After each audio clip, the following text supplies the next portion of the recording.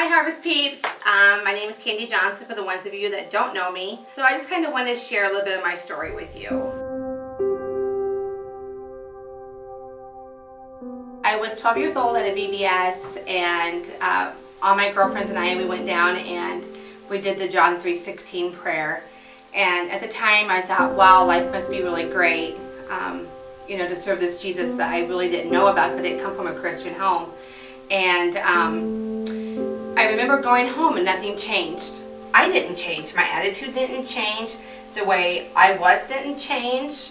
I was still living in an abusive home and making all the wrong choices. Came to the point to where my mother told my grandmother that I could no longer go to church with her anymore. And so it would become 16 years before I walked back into a church. At the age of 28, I went back into a church with my husband.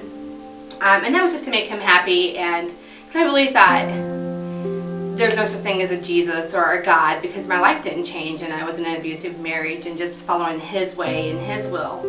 And so we started going to church and our lives didn't change, our marriage didn't change. I was raising, we had 3 kids at the time, and Sarah was a baby. And nothing changed, and so I just got tired and I left the church. I left my husband.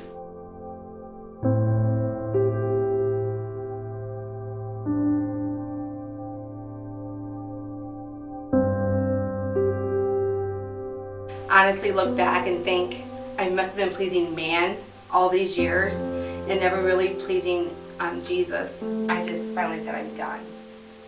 Done with God. Done with church, just done. One night I was at the YMCA, a little over 4 years ago. This lady come up to me and she's like, hey, I want to check out the Y. And she just had a really great personality, really bubbly and just full of life. And I got to know her very well. And she would always ask me to come to Harvest. And I was like, no, I'm done with church. Well, eventually we ended up somehow moving in together as roommates, and her husband started coming over and we'd do Bible study and he got to know my kids. So I remember it was a Thursday night, the 3rd week in October. I had had a bad day and my head was filled with a lot of lies. Like, I can't do anything right. Here I am, I can't even take care of 3 kids by myself. I'm a loser, 2 divorces. Who's going to want to date me? Who's going to want to be with me? I went out that night and got into some trouble and took a few pills, and by the time I got home I hated myself. Like it was ugly. Like this sin was just overtaking my life. And I remember walking into the house, and I remember walking upstairs and looking at my 3 kids and just thinking, I can't do this anymore. And I remember laying on my bed and crying and just like, Lord, take this pain because I'm tired. And at that night, I really honestly didn't care if I didn't wake up the next day. That was my low point. So that was on a Thursday. 2 days later, Saturday, Ken was over and we were doing some Bible study in the Bible, and Lori's like, hey Candi, do you want to go to Harvest? And I was like, yeah, I'll go to Harvest. Because I was thinking, you know what, I'm right at my low point. I can't go anywhere else but up, right? So that Sunday morning, I remember walking inside the church and nervous, very nervous. That day, Pastor Shannon was preaching on forgiveness. I sat there, and at the end, I was just like, I surrender all. All that I have, Lord, is yours. Everything. I can't do this anymore. And I remember that whole week after Harvest, that whole week after that Sunday, just praying and just crying all the time. So since that 4 years ago, I have really made Harvest my home, but more importantly, I made Jesus Christ my Savior and my Lord. I have been able to forgive a lot of people that has done a lot of wrong things in my life. I've let go of the bitter and the anger and the hate.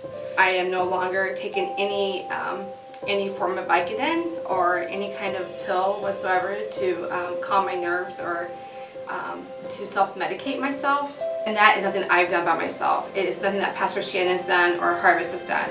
That was purely inviting Jesus Christ into my life and saying, I surrender, take it all, because I can't do it.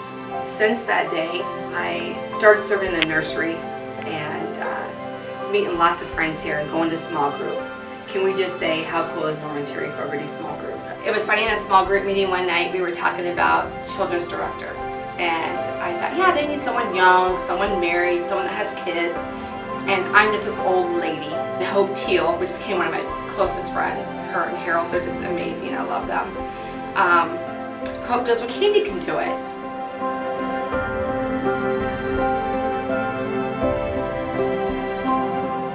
There is honestly no greater gift than on Sunday morning to come in and hear kids laughing and so full of joy in their worship, and always happy to see me come in the door. My favorite thing is that we get to learn about God and we get to worship Him every single day.